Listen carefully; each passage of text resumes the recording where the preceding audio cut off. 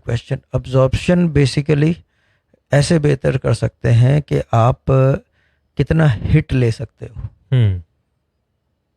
Hit मतलब यानी कि अब्जॉर्प्शन जो है, अब हम्म, मुझे अब्जॉर्प्शन बढ़ानी है जी तो मैं कितनी बर्दाश्त कर सकता हूँ. भाई पहले तो आपको कोई यूं टच करेगा इस जगह, आपको फौरन महसूस होगा. जी उसके बाद कोई 2 बार टच करेगा, हम्म कम.